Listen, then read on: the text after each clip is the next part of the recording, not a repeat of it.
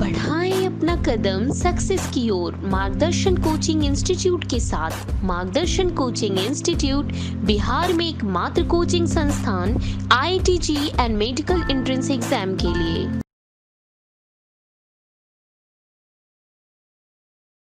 बच्चों, तो periodic table में हम लोगों ने देखा था modern long form of periodic table को। आपको मैंने पीरियोडिक टेबल में किसी एलिमेंट का पीरियड नंबर निकालना सिखाया, ग्रुप नंबर निकालना सिखाया, हर ग्रुप के एलिमेंट्स को सेपरेटली लिखा, उसको देखा, पीरियड्स कौन से कैसे हैं, जैसे फर्स्ट पीरियड था shortest period, second period, third period, दोनों ही शॉर्ट पीरियड्स थे, 8 एलिमेंट्स इनकी कैपेसिटी थी। वैसे ही fourth fifth period long periods थे, 18 एलिमेंट्स की कैपेसिटी थी। सिक्स्थ सेवेंथ पीरियड दोनों लॉन्गेस्ट थे, कैपेसिटी थी 32 एलिमेंट्स की। हाँ, सेवेंथ पीरियड इनकम्प्लीट था। तो ये सारी चीजों को देखा ग्रुप्स के बारे में सारी चीजों को देखा। उसके बाद हम लोगों ने एलिमेंट्स को ब्लॉक में क्लासिफाई किया, S, P, D and F blocks में। ये सारी चीजें देखा। उसके बाद हमने फाइनली पूरे long form of periodic table को ड्रॉ किया।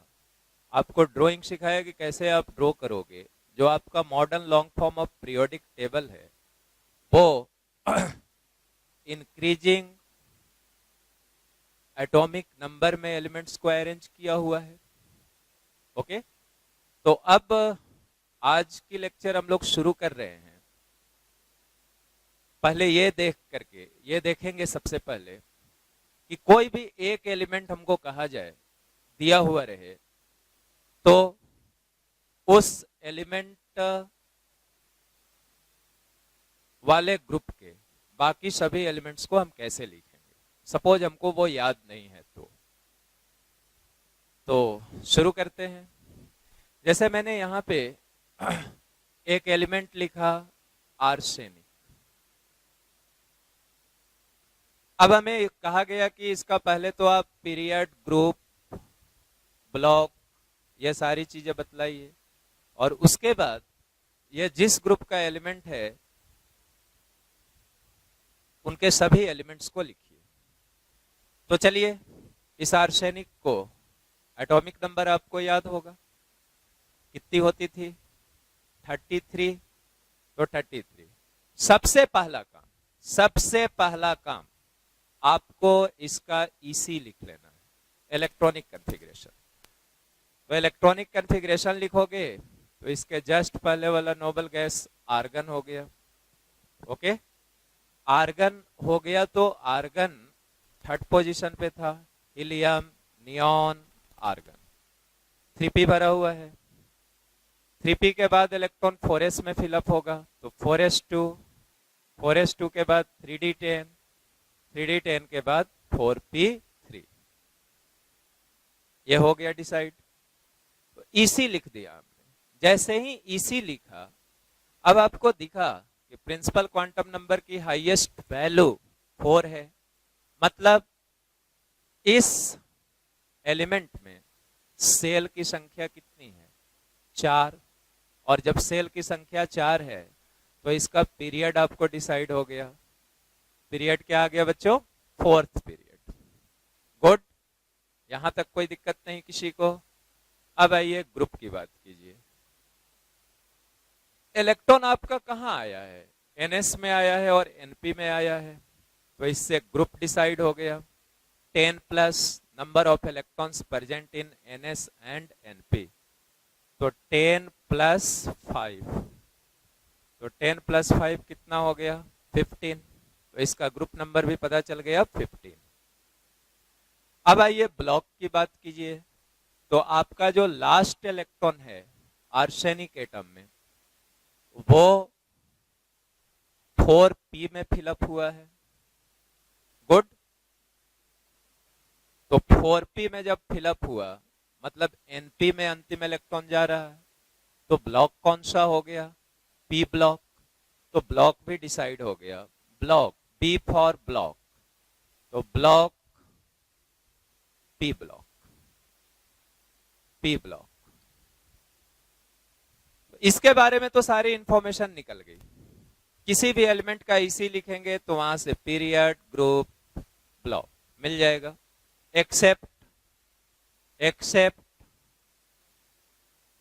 F block elements, 4f series और 5f सीरीज, ये सारे एलिमेंट्स के बारे में पिछले लेक्चर में बतलाया हूं कि इनकी ग्रुप नंबर होती है 3।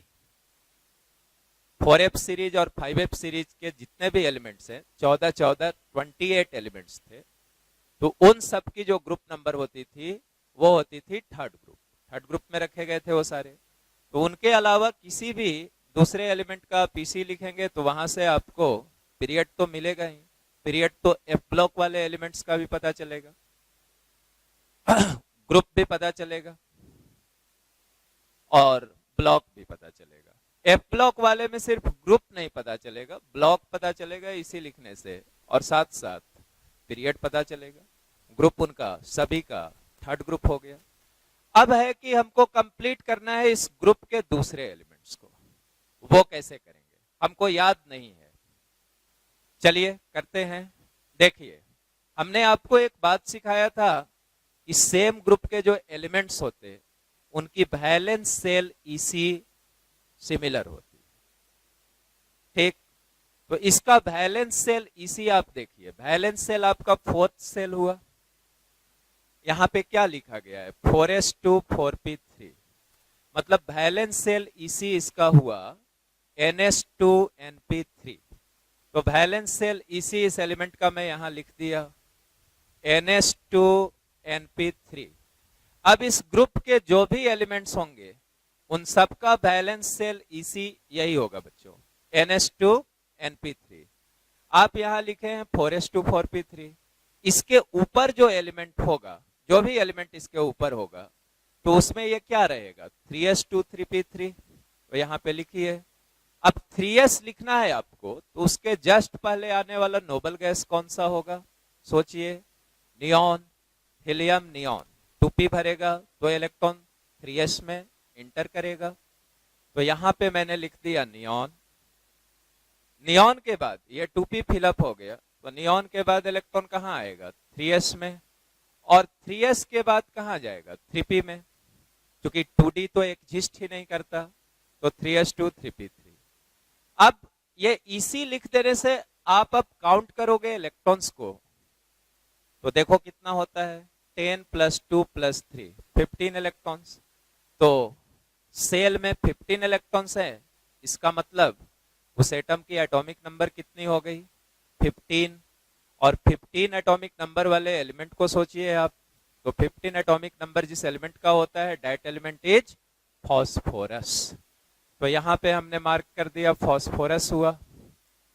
अब आइए इससे जस्ट ऊपर सोचिए कि क्या मिलेगा, तो इसके पहले वाला नोबल गैस लिख लीजिए, हीलियम।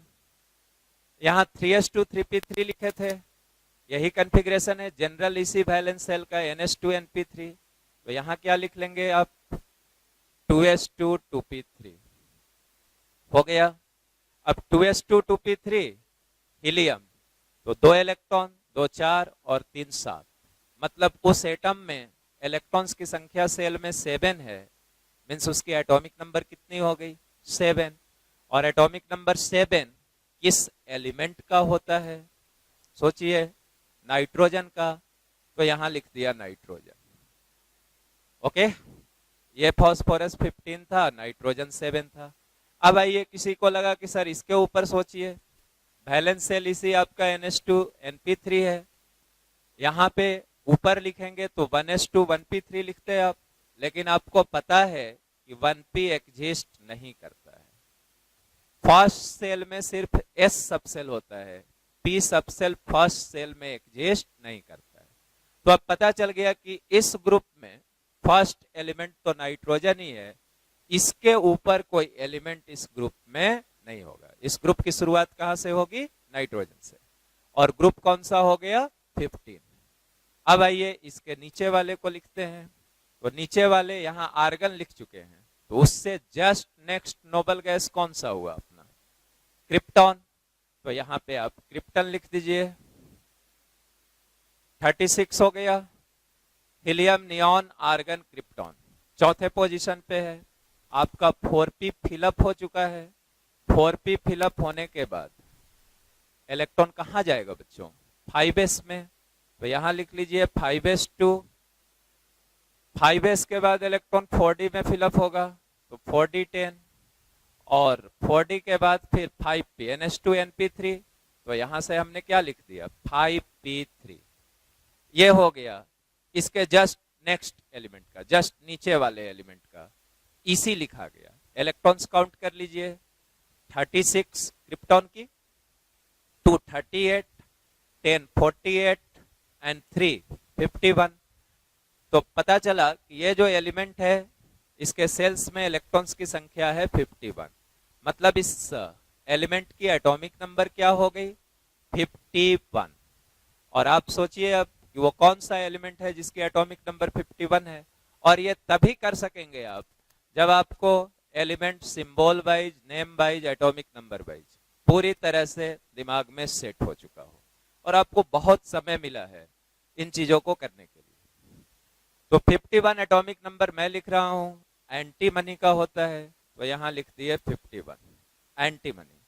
अब इससे नेक्स्ट एलिमेंट को लिखना था, तो इसके जस्ट नीचे वाला नोबल गैस लिख दिए जेनॉन। अब जेनॉन हो गया, गिन लिए, helium, neon, argon, krypton, xenon. पांचवें पोजीशन पे है, 5p भर चुका है। 5p के बाद इलेक्ट्रॉन कहाँ आएगा? 6s में, तो 6s2 हो गया। 6s के बाद कहाँ आएगा? 4f14। 4f14 के बाद कहाँ आएगा? 5d10, और 5d10 के बाद कहाँ आएगा? 6p3। NH2 NP3 हो गया इसका, ठीक है। 6th पीरियड में रहा, चूंकि प्रिंसिपल क्वांटम नंबर की हाईएस्ट वैल्यू 6 है। अब आ जाइए, जोड़ लीजिए इलेक्ट्रॉन्स को। तो इसमें 54, जेनॉन में 54 प्लस 2 56, 56 प्लस 14 जोड़ो, तो 56 में 14 जोड़ोगे 70, 70 प्लस 10 80, 80 प्लस 3 83। अब ये सोचो कि 83 एटॉमिक नंबर किस एलिमेंट का होता है? तो आपको याद आएगा, अगर याद किए होगे तो बिस्मथ। बिस्मथ, तो यहां लिख दिया हमने 83। अब इसके नीचे कौन सा एटॉमिक नंबर आएगा? तो उसका कन्फिग्रेशन लिखने के लिए इसके नीचे वाला एलिमेंट का सिंबल लिखो नोबल गैस का। तो इसके नीचे जो नोबल गैस है जेनॉन के नीचे, वो है रेडॉन। अब रेडॉन लिख लिया, तो helium, neon, argon, krypton, xenon, radon. छठे पोजीशन पे 6p आपका भर चुका है, तो इलेक्ट्रॉन किस में इंटर करेगा? 7s में, तो 7s2। 7s के बाद जाएगा 5f में, 5f14, 6d10, 7p3। 86 हुआ, 86 टू 88 हुआ, 88 और 14 102, 102 और 10 112, 112 और 3 115। तो इस एलिमेंट की एटॉमिक नंबर हो गई 115। IUPAC सिंबल लिख दिए, UUP, अनपेंटियम, ये 115।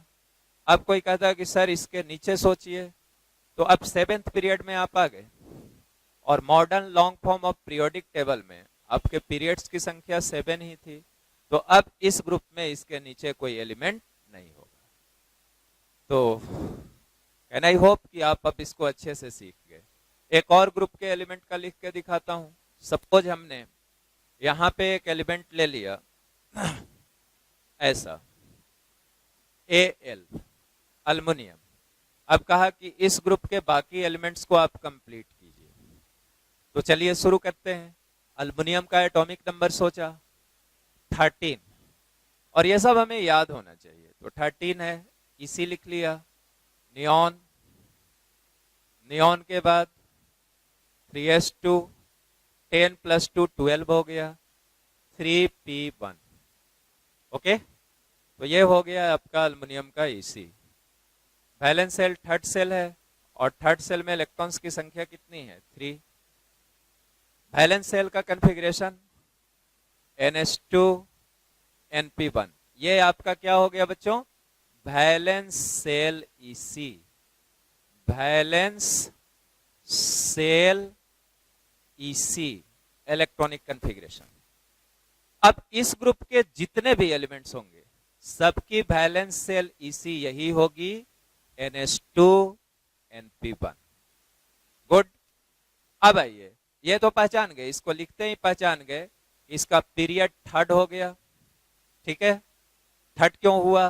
क्योंकि प्रिंसिपल क्वांटम नंबर की हाईएस्ट वैल्यू क्या है? 3, तो पीरियड थर्ड हो गया।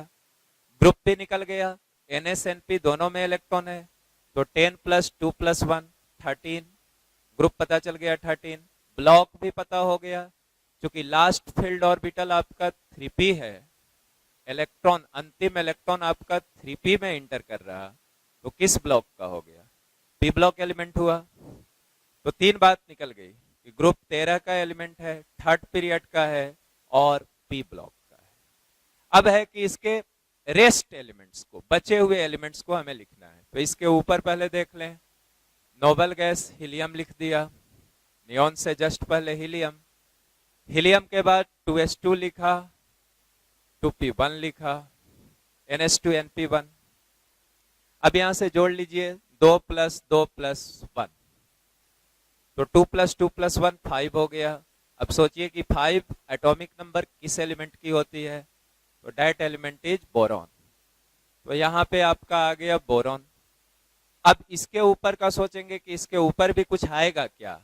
तो आप देखिए 2s2p तो यहाँ यूज कर चुके, इसके ऊपर जो आएगा उसका 1s2 1p1 लिखना होगा, लेकिन फर्स्ट सेल में p सब सेल एग्जिस्ट नहीं करता है। तो इससे कंफर्म हो गया कि अब इस ग्रुप में बोरॉन से पहले, बोरॉन से ऊपर कोई एलिमेंट मौजूद नहीं होगा। तो इसका ग्रुप लिख दिए, ग्रुप हो गया 13। अब आइए गैलियम में आ गए, गैलियम 31।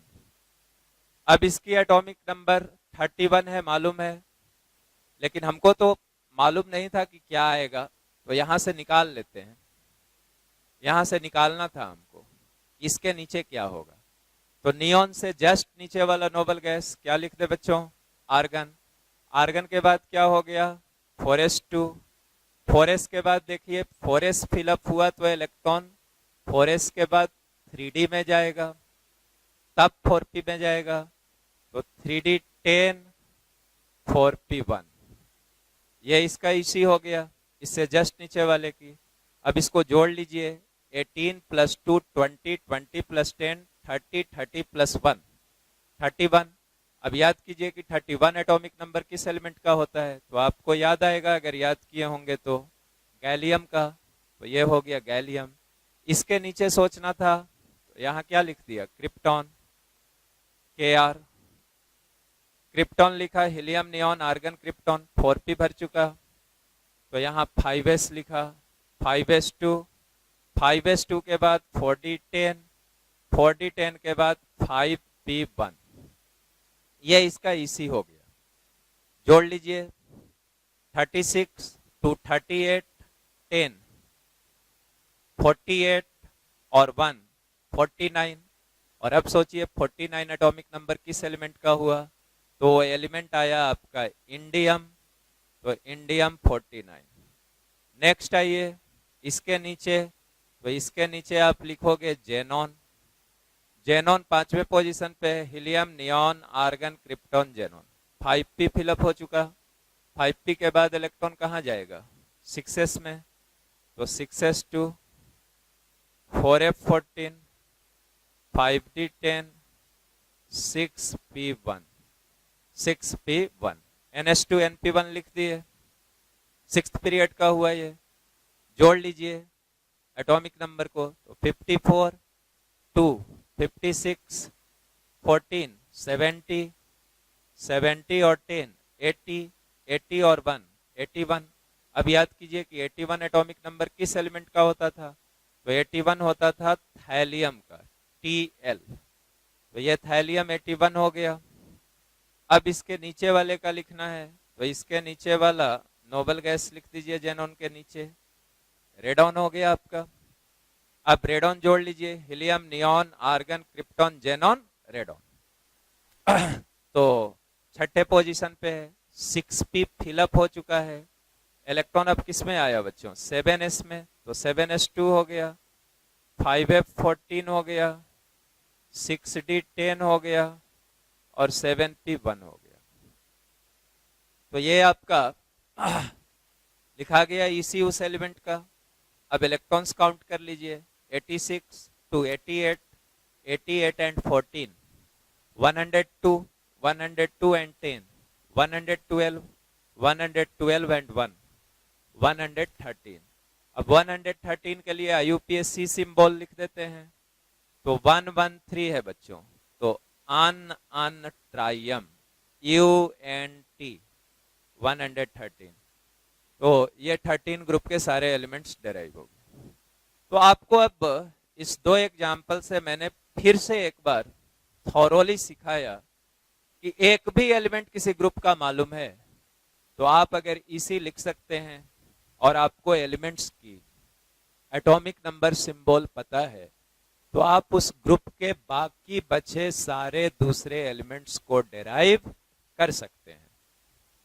सीख गए होंगे आप लोग, अच्छे तरीके से सीख गए होंगे। और अगर अभी भी आपको atomic number, symbol, name of element नहीं याद है, इसी लिखने में दिक्कत होती है, तो पीछे वाले लेक्चर्स को जो एटॉमिक स्ट्रक्चर पढ़ाया था वो इसी बात के लिए पढ़ाया था कि इसी लिखने में आपको मास्टरी हो। चूंकि केमिस्ट्री की लर्निंग में आपको इसी लिखने की जरूरत तो पड़ेगी, हर दिन पड़ेगी, खासकर इनऑर्गेनिक केमिस्ट्री और ऑर्गेनिक केमिस्ट्री में इसी की जरूरत पड़ते रहे। तो आपको ये काम तो पूरी तरह से कंप्लीट करके ही इन लेक्चर्स को देखने का है। अदरवाइज फिर आप कहेंगे मेरे से नहीं हो रहा, पूरी बात नहीं आती।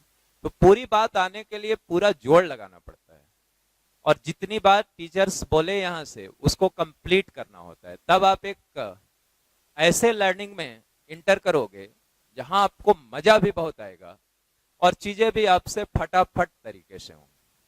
ठीक है, आगे की बातों को देखते हैं। अब एक लाइन ऐसा नोट कीजिए, एक point, elements of S and P block are called normal or representative elements.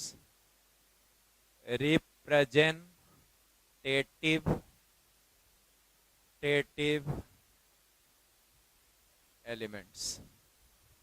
तो एस एंड पी ब्लॉक के एलिमेंट्स को नॉर्मल एलिमेंट्स कह सकते हैं या उसी को कहते हैं रिप्रेजेंटेटिव एलिमेंट्स। अब रिप्रेजेंटेटिव ही कहिए, ठीक है। अब आइए देखेंगे हम लोग modern periodic law. Modern periodic law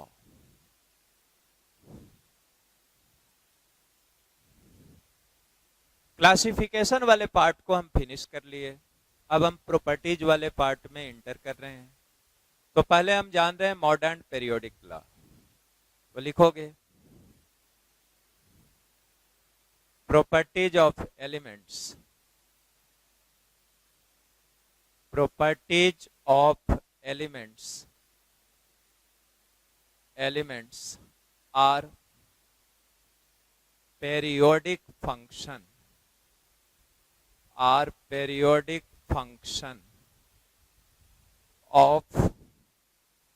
periodic function of their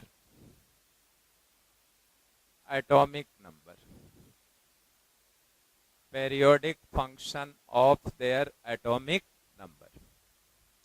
तो मॉडर्न पीरियोडिक लॉ कहता है कि एलिमेंट्स की जो प्रॉपर्टीज होती है वो एटॉमिक नंबर का पेरियोडिक फंक्शन होती है।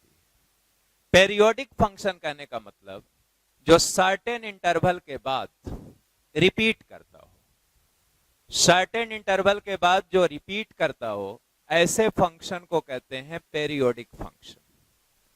ठीक है बच्चों। अब मैं इसमें समझाता हूं कि पीरियोडिक टेबल में पीरियोडिक फंक्शन का क्या मतलब हुआ। मतलब यह हुआ कि सर्टेन एटॉमिक नंबर के बाद सेम सिमिलर प्रॉपर्टीज वाले एलिमेंट्स का रिपीटेशन होता है। तो मॉडर्न पीरियोडिक लॉ यही कहा कि properties of elements are periodic function of their atomic number. Means certain atomic number के बाद सिमिलर प्रॉपर्टीज वाले एलिमेंट्स का पीरियोडिक टेबल में रिपीटेशन होता रहता है। अब आइए एक रिलेशन हम लोग देखेंगे, डायगोनल रिलेशनशिप। तो मैं पहले इसको लिख दूं, डायगोनल रिलेशनशिप।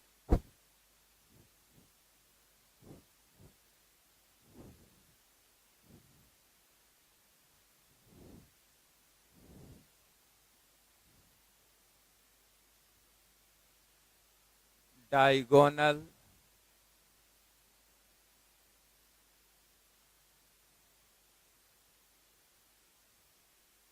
रिलेशनशिप। तो यहां मैं एक लाइन लिख देता हूं, elements of second and third periods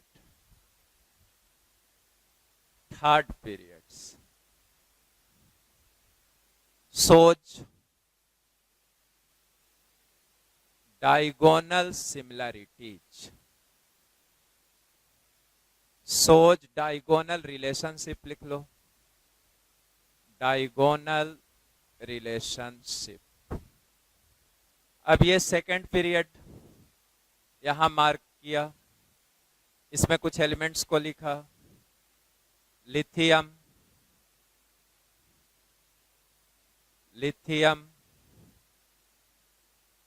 beryllium, boron, carbon. Third period लिखा, सोडियम, मैग्नीशियम,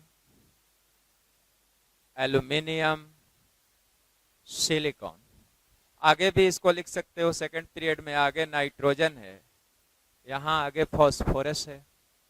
तो सेकंड पीरियड के एलिमेंट्स को लिखा, lithium, beryllium, boron, carbon, nitrogen. Third period के कुछ एलिमेंट्स को लिखा, sodium, magnesium, aluminium, silicon, phosphorus. Okay. अब ऐसा कि लिथियम और मैग्नीशियम एक डायगोनल पेयर हुआ, ये एक diagonal pair, lithium and magnesium. Similarly beryllium aluminium दूसरा डायगोनल पेयर हुआ, बोरॉन सिलिकॉन तीसरा डायगोनल पेयर हुआ। तो पीरियोडिक टेबल में ये तीन डायगोनल पेयर्स हैं, this this and this, boron silicon. ठीक है बच्चों। अब आइए, ये डायगोनल पेयर बोलने का क्या मतलब। जैसे यहां आपका ग्रुप 1 था, यहां ग्रुप 2 था, ये ग्रुप 13 था, ये ग्रुप 14 था, ये ग्रुप 15 था। तो डिफरेंट ग्रुप्स के एलिमेंट्स थे। ये बात तो हमने सीखा कि सेम ग्रुप के जो एलिमेंट्स होते उनकी प्रॉपर्टीज में सिमिलैरिटी होती है, क्योंकि उनके वैलेंस सेल की जो ईसी होती है वो एक जैसी होती है। तो इसीलिए elements of same group shows similarities in properties. Same group में ऐसे ही एलिमेंट्स को रखा गया जिनकी प्रॉपर्टीज में समानता थी। अब है कि जबकि लिथियम और मैग्नीशियम सेम ग्रुप के नहीं हैं, फिर भी इनकी प्रॉपर्टीज में सिमिलैरिटीज है। वैसे ही बेरिलियम एल्युमिनियम सेम ग्रुप के नहीं हैं, फिर भी इनकी प्रॉपर्टीज में सिमिलैरिटीज है। सिमिलरली बोरॉन और सिलिकॉन सेम ग्रुप के नहीं हैं, फिर भी इनकी प्रॉपर्टीज में सिमिलैरिटी है। तो जबकि ये एलिमेंट सेम ग्रुप के नहीं हैं, जो डायगोनल पेयर्स हुए आपके तीन, वो दो डिफरेंट ग्रुप के एलिमेंट्स हैं, फिर भी इनकी प्रॉपर्टीज में सिमिलैरिटी है। ऐसे चूंकि ये एलिमेंट्स डायगोनली रिलेटेड थे, इसलिए इस रिलेशन का नाम दे दिया गया डायगोनल रिलेशनशिप। तो डायगोनल रिलेशनशिप समझ गए। अब इसके वजहों को देखेंगे और क्या सिमिलरिटी है वो देखेंगे। तो यहां पे बच्चों मैंने लिखा diagonal relationship is the resemblance, मतलब समानता, in properties of elements of other groups. पूरी बात को समझा देते हैं। डायगोनल रिलेशनशिप है क्या? Resemblance in properties of other, in properties of elements of other groups, मतलब ऐसे एलिमेंट्स जो सेम ग्रुप में नहीं है उनकी प्रॉपर्टीज में समानता, which are placed diagonally right. जैसे आपने देखा था लिथियम और मैग्नीशियम सेम ग्रुप के नहीं थे, फिर भी इनकी प्रॉपर्टी में समानता हो। वैसे ही देखा था बेरिलियम अल्मुनियम, वैसे ही देखा था बोरॉन सिलिकॉन। तो ये रहा डायगोनल रिलेशन। आगे लिखा डायगोनल रिलेशनशिप वीकेंस, कमजोर होता है, from left to right in a period. मतलब पीरियड में जैसे जैसे आप लेफ्ट से राइट चलेंगे तो डायगोनल रिलेशनशिप वीक होता जाता है। तो पहला डायगोनल पेयर अभी लिखा था मैंने, फिर यहां लिख देता lithium, beryllium, boron, carbon, nitrogen. इधर लिख दिया sodium, magnesium, aluminium, silicon, phosphorus. ये सेकंड पीरियड एलिमेंट, ये थर्ड पीरियड एलिमेंट। ये आपका एक डायगोनल पेयर था, फर्स्ट डायगोनल पेयर। ये सेकंड था, ये थर्ड था। आगे कोई डायगोनल पेयर नहीं है। डायगोनल पेयर्स की संख्या आपको पीरियोडिक टेबल में 3 ही है। तो ये कहा गया कि ये जो रिलेशन है डायगोनल रिजेम्बलेंस इन जो प्रॉपर्टीज है, ये लेफ्ट से राइट पीरियड में जाने पे वीक होता जाएगा। मतलब ये इनकी प्रॉपर्टीज में ज्यादा सिमिलरिटीज होगी, इनकी प्रॉपर्टीज में इसके रेस्पेक्ट में कम सिमिलरिटी होगी, इनकी प्रॉपर्टी में कुछ और कम होगी। और आगे जाने पे आगे अब कार्बन और फास्फोरस डायगोनल पेयर नहीं है, मतलब उनकी प्रॉपर्टीज में सिमिलरिटी नहीं। ठीक है। अब आइए रीजन। ये आपको एग्जाम्स में भी पूछा जाता कि क्यों एलिमेंट्स रिजेम्बलेंस इन प्रॉपर्टीज शो करते हैं डायगोनली जबकि वो सेम ग्रुप के नहीं है। तो रीजन कहा गया, पहला reason similar atomic and ionic size. मतलब जो लिथियम मैग्नीशियम पहला डायगोनल पेयर है, तो इनकी एटॉमिक साइज या आयोनिक साइज, एटम की साइज को एटॉमिक साइज, आयन की साइज को आयोनिक साइज। तो एटॉमिक साइज और आयोनिक साइज में सिमिलरिटी होती है। अब साइज, रेडियस, इन बातों को हम लोग आगे पढ़ेंगे पीरियोडिक टेबल में ही। तो एक रीजन तो यही हुआ कि similar atomic and ionic sizes. तो अभी बस इनको जान लेना है, सुन लेना है कि कोई पूछे कि why elements show diagonal relationship, आपका रीजन पूछा गया, आपने बतलाया due to similar atomic and ionic sizes. दूसरा रीजन लिखा गया सिमिलर पोलराइजिंग पावर। तो एक वर्ड आया पोलराइजिंग पावर, इसके बारे में अभी काफी बाद में पढ़ेंगे आप लोग केमिकल बॉन्डिंग पढ़ते समय फाजान्स रूल में। तो वहां पे पोलराइजिंग पावर बताई जाएगी और तब जानेंगे कि पोलराइजिंग पावर क्या होती है। फिलहाल बस ये रीजन जान लेने के लिए। अब आपको होता क्या है डायगोनल रिलेशनशिप, वजह क्या है उसका, और अब आपको ये सारी चीजें जानने के बाद अब आपको बताने जा रहे हैं कि जैसे लिथियम सोडियम सेम ग्रुप में है, तो लिथियम जबकि सोडियम के साथ सेम ग्रुप में है, पोटेशियम इसके नीचे है इस ग्रुप में, बट लिथियम की ज्यादा प्रॉपर्टीज मैच करती है मैग्नीशियम से। तो कौन सी प्रॉपर्टी मैग्नीशियम से मैच करती है लिथियम की, ये दिखाने जा रहे हैं। वैसे ही बेरिलियम अल्मुनियम में सिमिलरिटी बतलाने जा रहे हैं। और लिथियम की क्या कौन सी प्रॉपर्टीज सोडियम से डिफर करेगी ये भी देखते हैं हम लोग।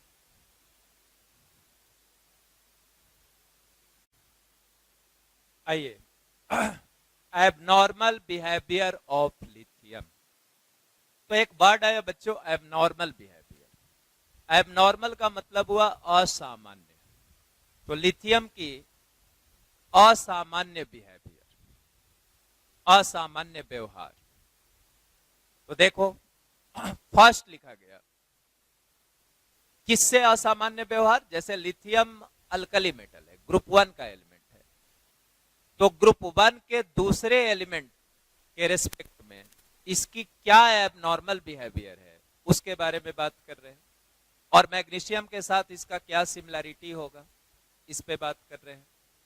तो फर्स्ट पॉइंट लिखा, unlike other alkali metals. Alkali metals बोले तो आप समझ गए, एलिमेंट्स ऑफ ग्रुप 1। ओके, तो अनलाइक अदर अल्कली मेटल्स, दूसरे अल्कली मेटल के जैसा नहीं, अनलाइक, दूसरे अल्कली मेटल से अलग। Lithium is less reactive towards normal water. मतलब यह हुआ कि बाकी के जो अल्कली मेटल्स हैं वो नॉर्मल वाटर के टुवर्ड्स, नॉर्मल वाटर बोलो या सिंपली वाटर बोलो, वो हॉट वाटर नहीं है, नॉर्मल वाटर है, ना तो हॉट वाटर है नहीं स्टीम है, नॉर्मल वाटर। तो बाकी के जो अल्कली मेटल्स हैं एक्सेप्ट लिथियम, जैसे सोडियम हो गया, पोटेशियम हो गया, तो इनकी नॉर्मल वाटर के साथ रिएक्टिविटी हाई होती है, जबकि लिथियम की रिएक्टिविटी नॉर्मल वाटर के टुवर्ड्स लो होती है। तो ये डिसिमिलरिटी हुआ, सोडियम पोटेशियम लिथियम के साथ सेम ग्रुप में है, अल्कली मेटल्स है, लेकिन लिथियम लेस रिएक्टिव है टुवर्ड्स वाटर, जबकि सोडियम पोटेशियम या उस ग्रुप के अल्कली मेटल्स वाले ग्रुप के लिथियम के अलावा जो दूसरे एलिमेंट्स हैं those are more reactive towards water. तो ये एबनॉर्मलिटी हुआ, असामान्य व्यवहार हुआ। आगे लिखा, it is also the property of magnesium. Magnesium की यह प्रॉपर्टी है, मैग्नीशियम की वाटर के टुवर्ड्स रिएक्टिविटी कम होती है। लिथियम जबकि इस ग्रुप का नहीं है, फिर भी यह मैग्नीशियम के जैसा ही वाटर के टुवर्ड्स लेस रिएक्टिव है। ठीक है, अब आओ दूसरा। तो दूसरे पॉइंट में लिखे हैं सोडियम प्लस नाइट्रोजन। एक रिएक्शन कराया कि सोडियम को जब नाइट्रोजन के साथ आप रिएक्ट करेंगे, N2 for nitrogen, nitrogen gas, तो सोडियम को नाइट्रोजन गैस से रिएक्ट करेंगे तो क्रॉस कर दिया गया, क्रॉस मतलब नो रिएक्शन, तो सोडियम नाइट्रोजन के साथ रिएक्ट नहीं करता। Similarly potassium plus N2 no reaction, potassium भी नाइट्रोजन के साथ रिएक्ट नहीं करता है। लेकिन लिथियम प्लस नाइट्रोजन लिखा गया Li3n, lithium nitride, IDE, nitride. तो लिथियम नाइट्रोजन से रिएक्ट किया, ये प्रोडक्ट लिखने का मतलब lithium has reacted with nitrogen to form lithium nitride. और इस लिथियम नाइट्राइड को वाटर से रिएक्ट कराने पे, पानी में डाल देने पे lithium hydroxide plus ammonia gas, ये जो अपवर्ड एरो है बच्चों, ये for gas, upward arrow for gas. तो लिथियम नाइट्राइड को पानी में डाल दोगे तो पानी से रिएक्ट करके lithium hydroxide plus ammonia gas. अब और नीचे लिखा गया मैग्नीशियम प्लस N2, तो यह भी मैग्नीशियम नाइट्राइड बनाया, Mg3N2। अब नाइट्राइड को समझा दें कि जैसे ये मैग्नीशियम है, ये नाइट्राइड है, मैग्नीशियम की वैलेंसी हुई +2, कैटायन है, नाइट्राइड की वैलेंसी हुई 3, चार्जेज को एक्सचेंज कर देते हैं, वैलेंसी को एक्सचेंज कर देते हैं, तो यही फॉर्मूला क्या आ गया बच्चों, Mg3N2। अगर लिथियम नाइट्राइड कहते, किसी बच्चे को वो नहीं समझ में आ रहा है तो देख लो, लिथियम की वैलेंसी +1, नाइट्राइड की वैलेंसी तो अभी लिखा, अब नहीं भूलोगे, -3, वैलेंसी एक्सचेंज कर दो, तो एक्सचेंज करोगे तो लिथियम नाइट्राइड का फॉर्मूला हुआ Li3n। तो यहां पे मैंने दिखाया कि लिथियम नाइट्रोजन से रिएक्ट करके लिथियम नाइट्राइड बनाया, सिमिलरली मैग्नीशियम भी नाइट्रोजन से रिएक्ट करके मैग्नीशियम नाइट्राइड बनाया। अब मैग्नीशियम नाइट्राइड को भी पानी में डालेंगे तो मैग्नीशियम हाइड्रोक्साइड बना प्लस अमोनिया गैस, तो दोनों बिल्कुल सिमिलर तरीके से रिएक्ट किया, लेकिन लिथियम मैग्नीशियम के ग्रुप का तो एलिमेंट नहीं था, यह था सोडियम वाले ग्रुप में, अल्कली मेटल्स में है। सोडियम पोटेशियम लिथियम के ग्रुप के हैं, ये नाइट्रोजन से रिएक्ट नहीं करते। तो ये जो प्रॉपर्टी हुई है किसके साथ, लिथियम की ये प्रॉपर्टी किससे सिमिलर हुई, मैग्नीशियम के साथ। और नीचे में लिखा है कि lithium like magnesium directly reacts with nitrogen unlike alkali metals. Alkali metals nitrogen के साथ डायरेक्टली रिएक्ट नहीं करते, लिथियम अल्कली मेटल ही है, लेकिन ये जो प्रॉपर्टी है इसकी नाइट्रोजन से डायरेक्टली रिएक्ट करने की, it resembles with magnesium. Okay, next ये लिखा है सोडियम कार्बोनेट, और ये सिंबल है डेल्टा, पढ़ेंगे बच्चों। हीट हीट हीट के लिए डेल्टा सिंबल लिख देते हैं एरो पे। तो सोडियम कार्बोनेट को हीट करने पे ये मेल्ट करता है, पिघल जाता है, ब्रेक नहीं होता बल्कि मेल्ट कर जाता है। वैसे ही यहाँ K2CO3 लिखा, पोटासियम कार्बोनेट, तो इसको भी हीट करने पे ये क्या हुआ, मेल्ट हुआ।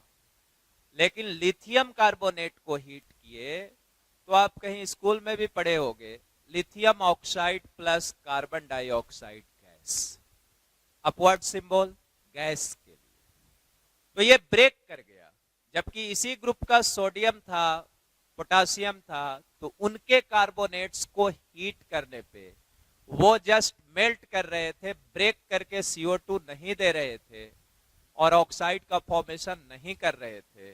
लेकिन लिथियम कार्बोनेट को हीट करने पे lithium oxide plus carbon dioxide gas. Similarly magnesium carbonate को हीट करने पे मैग्नीशियम ऑक्साइड प्लस CO2।